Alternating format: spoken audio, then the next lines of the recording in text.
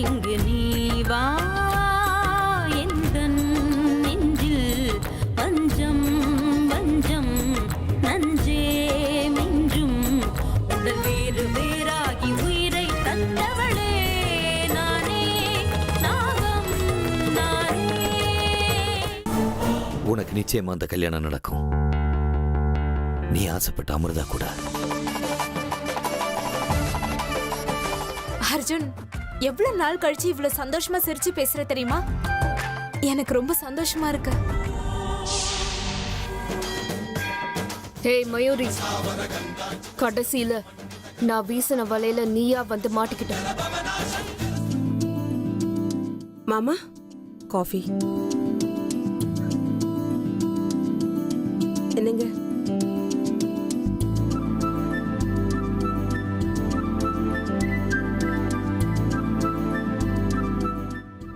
சரோஜா, இப்ப என்ன பண்றது?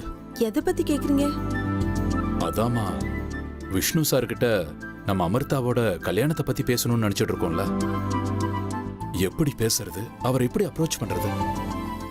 ஒரு வேலை பண்ணுங்க, போன் பண்ணி ஒரு முக்கியமான விஷயம் பேசணும், பேச வரலாமான்னு கேளுங்க. நல்ல யோசனை தான். போன் பண்றேன். இந்த இது எப்படி?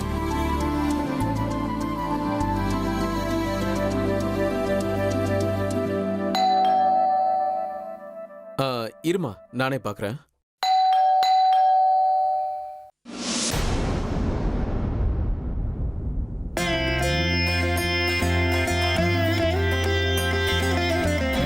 வணக்கம்.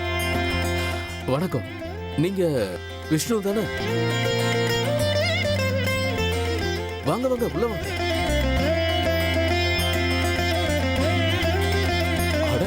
வாங்க விஷ்ணு சார்.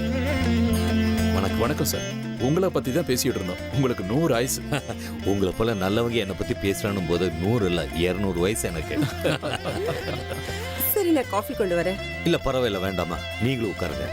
உங்ககிட்ட ஒரு முக்கியமான விஷயம் பேச வேண்டி இருந்தது, அதான் வந்தேன். நீங்களும் உட்காருங்க.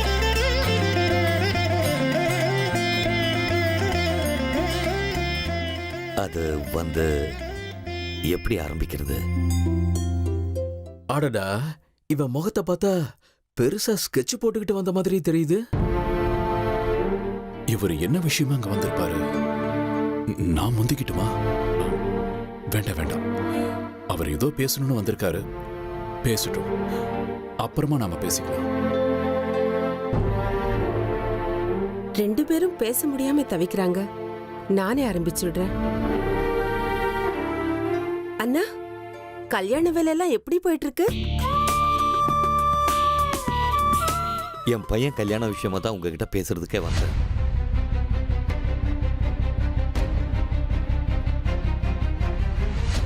அப்படின்னா இத பாருங்க விக்ரம், எனக்கு சுத்தி விளைச்செல்லாம் பேச தெரியாது. வந்த விஷயத்தை நேரடியாவே சொல்லிடுறேன். என்னோட மகன் உங்க பொண்ணு அமிர்தாவை விரும்புறானா? அதே மாதிரி உங்க மகளும் என் மகனை விரும்புறான். 2 பேரும் ஒருத்தர் மனசார காதலிக்கிறாங்க. அதனால உங்க மகளை நான் என் பையனுக்கு கல்யாணம் பண்ணி கொடுங்கன்னு கேட்க வந்திருக்கேன்.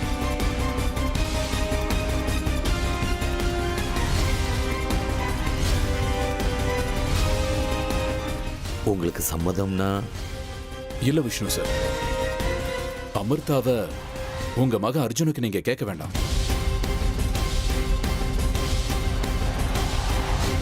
என்னங்க ஏன் சொல்றேன்னா, நீங்க கேட்கலனாலும் என் மக அமிர்தாவை உங்க மகனுக்கு கல்யாணம் பண்ணி வைக்கணும்னு நாங்க ஏற்கனவே முடிவு பண்ணிட்டோம்.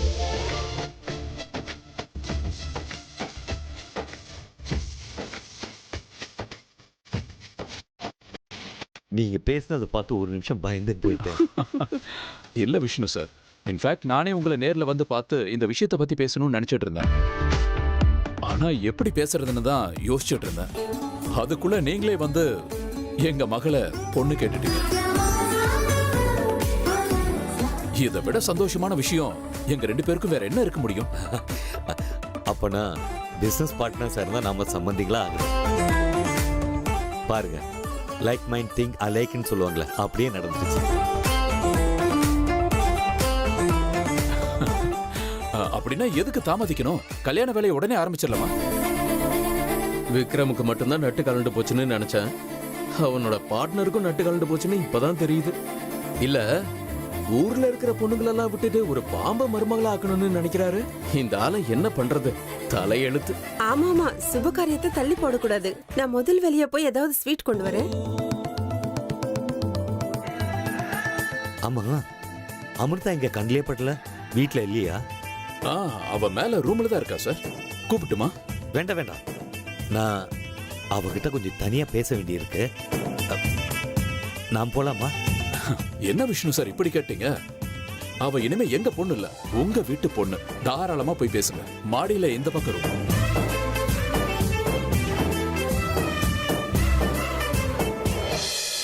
அப்பாடா, அமிர்தாவை இந்த வீட்டு மருமகள் ஆக்கிறதுக்கு இவர் ஒரு வழியா சம்மதிச்சிட்டாரு. இனி அத்தை மட்டும் சம்மதிச்சிட்டா அப்புறம் எந்த தடங்களும் கிடையாது. மயூரியை எப்படியாவது மேனேஜ் பண்ணிக்கலாம். நீ என்னை மறந்தால் மட்டும் உயிரை விடுவேன். ஓ, என்னம்மா இந்த அளவுக்கு சந்தோஷமா வர? ஆமா அத்தை, நான் இன்னைக்கு ஃபுல் சந்தோஷத்துல இருக்கேன். நிதானமா, விழுந்துற போற, அப்புறம் தலை சுத்த ஆரம்பிச்சிட போகுது. என்ன விசேஷம்? வேற என்னவா இருக்கும்? கூடிய சீக்கிரத்துல நானும் அர்ஜுனும் கல்யாணம் பண்ணிக்க போறோம். நான் உங்க மருமக ஆக போறேன், அதான் விசேஷம். சரி சரி, போதும் விடு. ஒரு காரியம் முடியறதுக்குள்ள தண்டவரா போட்டா அந்த காரியம் நடக்காதுன்னு சொல்லுவாங்க. ஓ, அர்ஜுன் எனக்கு முன்னாடியே வீட்டுக்கு வந்துட்டானா? எனக்கும் அந்த பயம் இருந்துச்சு அத்தை. ஆனா இன்னைக்கு அர்ஜுன் என் மனசுல இருந்த எல்லா குழப்பத்துக்கும் ஃபுல் ஸ்டாப் வச்சுட்டான் தெரியுமா? ஏய், நான் எதுக்கும் full stop comma question mark எதுக்கும் வைக்கலாமா?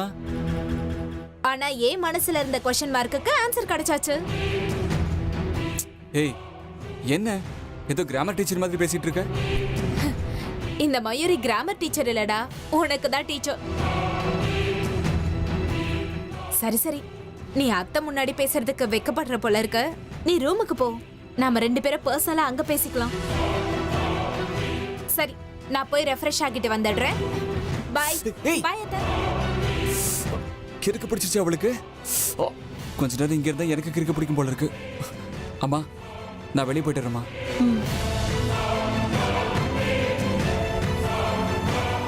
அர்ஜுனோட மனசுல இவளை பத்தி நல்ல அபிப்பிராயமே இல்ல.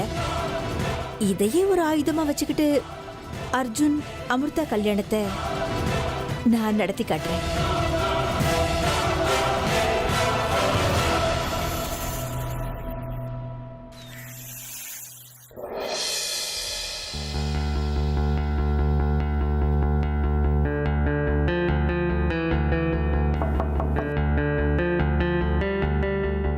யாரு? அமிர்தா, நான் தாம்மா, அர்ஜுன் அப்பா விஷ்ணு.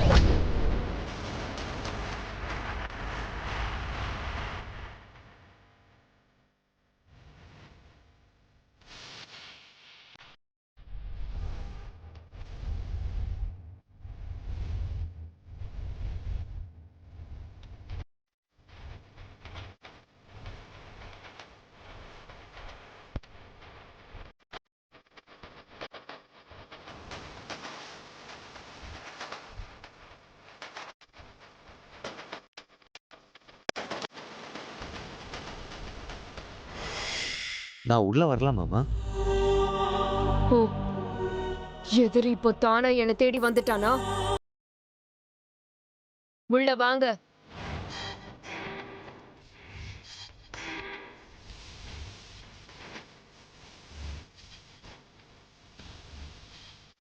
அமிர்தா, நீ நல்லா இருக்கியா? எனக்கு என்ன, ரொம்ப நல்லா இருக்கு.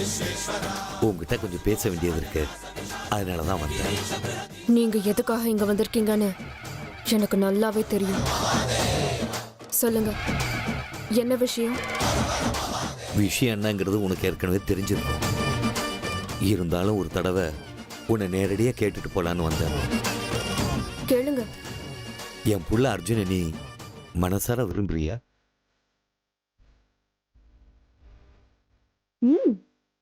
மனசார விரும்புறேன். அர்ஜுன் மேல நான் உயிரையே வச்சிருக்கேன். அர்ஜுனை கல்யாணம் பண்ணிக்க உனக்கு சம்மதம் தானே? சொல்லணும்னா அந்த நாளுக்காக தான் நான் காத்துக்கிட்டு இருக்கேன்.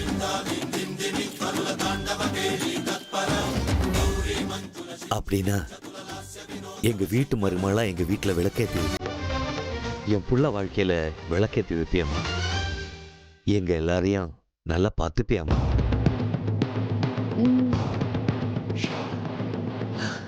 அப்பாடா, இப்பதான் எனக்கு நிம்மதியா இருக்குமா. என் புள்ள மனசார ஆசைப்பட்ட பொண்ணு மணி. உன்னை மாதிரி ஒரு பண்புள்ள பொண்ணு எங்க வீட்டுக்கு மருமகளா வர்றது எங்க எல்லாருக்கும் சந்தோஷம். நீ எங்க வீட்டு மருமகளா உன் பொறுப்பு என் கடமையை நல்லா கவனிப்ப. என் பிள்ளைய நல்லா பார்த்துப்பேங்கிற நம்பிக்கை எனக்கு வந்துருச்சுமா. நான் போயிட்டு வரேன்.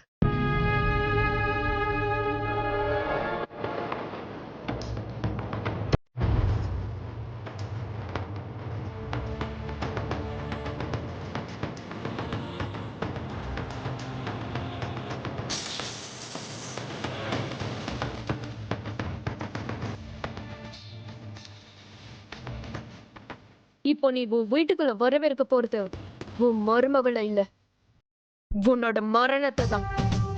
பாத்துக்கிட்டே இரு. இன்னில இருந்து உன் வீட்டுக்குள்ள நடக்க போறது கொண்டாட்டங்கள் இல்ல, கொடூரங்கள் தான்.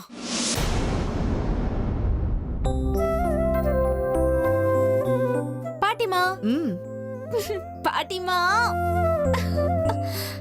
அப்பா விடு விடு மயூரி. என்னாச்சு இன்னைக்கு இவ்வளவு சந்தோஷமா இருக்க? அப்படின்னு விசேஷம்? ஆமா பாட்டிமா, என் கனவெல்லாம் நனவாகிற நாள் நெருங்கிட்டே வருதுல்ல, அதான் இவ்வளவு சந்தோஷமா இருக்க. நீ என்ன சொல்ற? கொஞ்சம் தெளிவா தான் சொல்ல. என்ன இது, மயூரி அத்தரமுக்குள்ள போயிருக்கா? அதான் பாட்டிமா, நான் இந்த வீட்டுக்கு மருமகள் ஆகிற கனவு. அது நிறைவேறக்கூடிய நாள் நெருங்கிட்டே இருக்கல்ல. ஓ, கனவு கனவாவே முடிய போது மயூரி. அது நனவாக என்னைக்குமே நான் அனுமதிக்க மாட்டேன். ஐயோ, அது ஏமா கனவுன்னு நினைச்சிட்டு இருக்க? நீதான் இந்த வீட்டு மருமகன்னு அந்த ஆண்டவன் என்னைக்கோ முடிவு செஞ்சிட்டாமா. இப்ப அது நிறைவேறுது, அவ்வளவுதான். ஐயோ பாட்டிமா, அதை விடுங்க. எப்போ என்ன பார்த்தாலே சிடு சிடுன்னு இருப்பானே உங்க அன்பு பேர அர்ஜுன். இன்னைக்கு என்ன கூப்பிட்டு என்கிட்ட அன்பா பேசி, மயூரி இனி என்னைக்குமே உன்னை கைவிட மாட்டேன்னு சொன்னா தெரியுமா? நிஜமாவா? அதனாலதான் என் செல்லம் இன்னைக்கு இவ்வளவு சந்தோஷமா இருக்கியா? பின்ன என்னவா, நம்ம கல்யாணம் பண்ணிக்க போற பையன் நம்ம மேல அன்பா இருக்கான்னு தெரிஞ்சுக்கும் போது, அதையும் அவன் வாயால சொல்லும் போது எந்த பொண்ணுக்கு தான் சந்தோஷமா இருக்காது? நான் தான் உனக்கு அன்னைக்கே சொன்னேன்ல, என் பேரு அர்ஜுன் ரொம்ப நல்ல பையன்மா. இந்த ஆம்பளை பசங்களே இப்படித்தான். சரி போட்ட விடு. இப்போ உங்க 2 பேருக்குள்ள எல்லா பிரச்சனையும் சரியாயிடுச்சு இல்ல? சரியாகிதான் தீரணும் பாட்டிமா. என்ன இருந்தாலும் ஏன் அர்ஜுன் இல்லையா? ஐய், என்னடி ஓ அர்ஜுன் சொல்லிக்கிற? அவன் எப்பவும் எனக்கு தான் பேர. ஓஹோ, என் தங்க பாட்டிமா. விடு, என் தங்க நீதான்.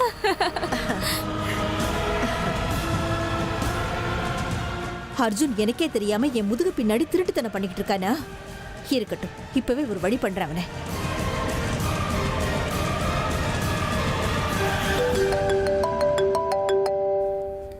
என்னம்மா ஃபோன் பண்றாங்க? சொல்லுங்கம்மா. வெக்கமாவே இல்லையாடா உனக்கு? அம்மா என்னாச்சுமா?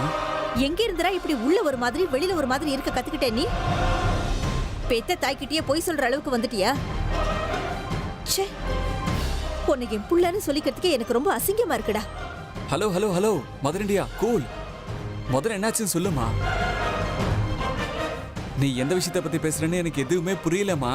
ஓஹோ, எனக்கே தெரியாம திருட்டுத்தனமா மயூரிக்கு ஃபோன் பண்ணி வெளியில சந்திச்சு அவகிட்ட பேசினா அது எனக்கு தெரியாதுன்னு நினைச்சுக்கிட்டு இருக்கியா? என்ன? ஆமாப்பா, என் முன்னாடி அமிர்தா அமிர்தான்னு ஜெபம் பண்றேன். ஆனா எனக்கு பின்னாடி எனக்கே தெரியாம அந்த மயூரி கூட ஊர் சுத்திக்கிட்டு இருக்கிறியா? போதும் நிறுத்துமா. நான் மனசார காதலிக்கிறது அமிர்தாவை மட்டும்தான். நான் எதுக்குமா மயூரி கிட்ட பேச போறேன்? அதுவும் திருட்டுத்தனமா பேசுற அளவுக்கு அவளுக்கு எனக்கும் என்னமா இருக்கு? அது எனக்கு எப்படிடா தெரியும்? உங்க 2 பேருக்குள்ள இருக்கிறது உங்களுக்கு தான் தெரியும். அம்மா ஒரு நிமிஷம், நாங்க 2 பேரும் மீட் பண்ணோன்னு உங்களுக்கு யார் சொன்னா? மயூரி தான் உங்க பாட்டி கிட்ட சொல்லிக்கிட்டு சந்தோஷப்பட்டுக்கிட்டு இருக்கா அங்க. ஓ, அவ இந்த ரூட்ல வரல இப்போ? அப்படின்னா இது பாருமா, ஆரம்பத்துல இருந்தே மயூரிக்கு அமிர்தாவை கண்டா சுத்தமா பிடிக்காது. அதுலயும் நான் வேற அமிர்தாவை காதலிக்கிறேன். அதனால அவ கோவம் தலைக்கேறி இருக்கும். வயிற்றுச்சல் தாங்க முடியாம இந்த மாதிரி அவ கதை கட்டி விடலாம்ல. என்னடா நீ அவ எதுக்காக? அம்மா, அவசரப்பட்டு ஆத்திரப்பட்டு எந்த ஒரு முடிவுக்கும் வராதம்மா. நான் இப்பவும் காதலிக்கிறது அமிர்தாவை மட்டும்தான், புரியுதா? இனிமேலும் அப்படிதான். என் வாழ்க்கையில எனக்காக ஒருத்தினா அது அமிர்தா மட்டும்தாம்மா, புரியுதா? மயூரி சொன்னதெல்லாம் நினைச்சு குழப்பிக்கிட்டு ஏன் மேல ஆத்திரத்தை காட்டாத. ரிலாக்ஸா இரு. நான் மறுபடியும் ஃபோன் பண்றேன், ஓகேவா? அதுக்கு இல்ல அர்ஜுன். அம்மா, மறுபடியும் ஃபோன் பண்றேன்னு சொல்றேன்ல. பாய்.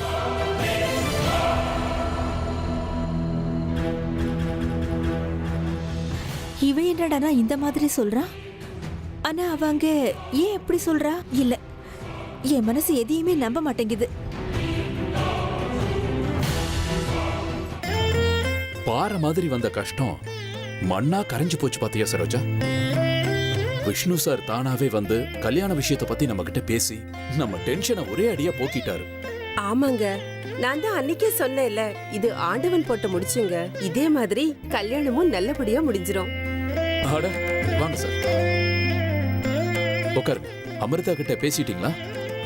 உங்க மருமக என்ன சொல்றா? உங்க பொண்ணை நீங்க ரொம்ப பண்புள்ளவளா வளர்த்திருக்கீங்க. நீ வந்து என் முகத்தை கூட பார்க்கல, நிலத்தை பார்த்து தான் பேசிட்டு இருந்தா. இப்படி பெரியவங்களை மதிக்கிற பொண்ணுங்களை பார்க்கறதே ரொம்ப அபூர்வம். என்ன பண்பு, அமைதி, மரியாதை. இப்படி இருக்கிற பொண்ணு எங்க வீட்டு மருமகளா வர்றதுல எனக்கு ரொம்ப பெருமையா இருக்கு விக்ரம். நீ பயங்கரமான பாம்புதான். எல்லாரையும் உன் வலையில விழ வச்சிட்டீல. எப்படி பாராட்டுறதுன்னே தெரியல. இதோ அமிர்தாவே வந்துட்டா, வாமா.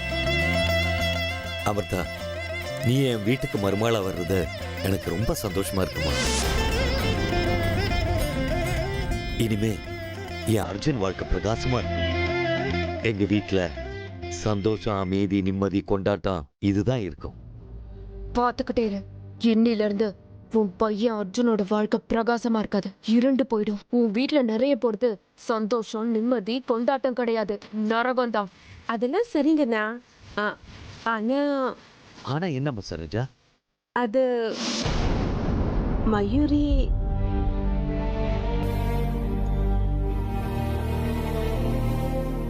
பாவம் அந்த பொண்ணு. மயூரியும் எங்க பொண்ணு மாதிரி தானே. அவளோட வாழ்க்கையும் பாழாயிடக்கூடாது. அவ இந்த விஷயத்தை எப்படி எடுத்துக்க போறா? உங்களோட குழப்பம், கவலையெல்லாம் எனக்கு புரியுது. மயூரிக்கு ஒரு நல்ல பையனை பார்த்து நாங்களே முன்ன நின்று கல்யாணம் பண்ணி வைக்கணும்னு முடிவு பண்ணியிருக்கேன். அதை பத்தி நீங்க ஒன்றும் கவலைப்பட வேண்டாம். அவளுக்கு நல்லது நடக்கும். அப்படின்னு சரி, நான் இப்போ கிளம்புறேன். அப்புறம் நான் வீட்டில் எல்லாரையும் கூட்டிக்கிட்டு முறைப்படியா பொண்ணு கேட்க மறுபடியும் வருவேன். வரேன். வாங்க, போயிட்டு வரேம்மா அமிர்தா.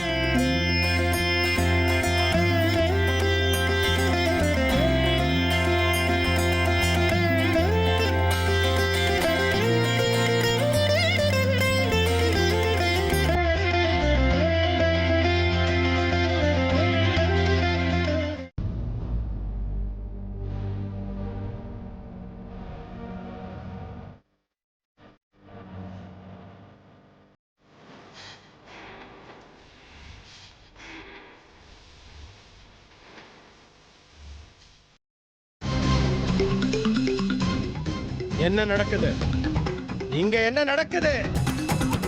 உன் கட்டுப்பாட்டுல இருக்கிற நம்ம எதிரி நம்ம கைய மீறி நம்ம கிட்ட இருந்த தப்பிக்கிற மாதிரி தெரியுது. என்ன நடக்குது இங்க? என்ன நடக்குது? கானிஷ்கா,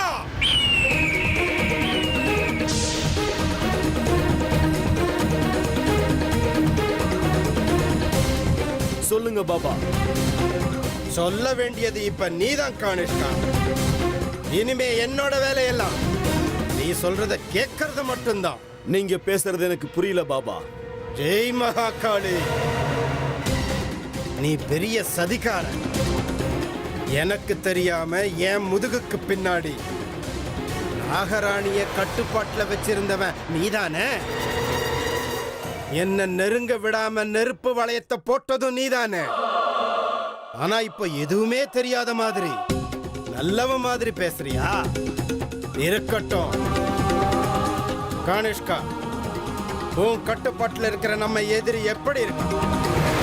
உன்கிட்ட ஒரு காரியத்தை ஒப்படைச்சேன், ஆனா நீ அதை மறந்துட்ட இல்ல? நானே ரொம்ப வெறுப்புல இருக்கேன் பாபா. அந்த நகராணி தப்பிச்சு ஓடிட்டா.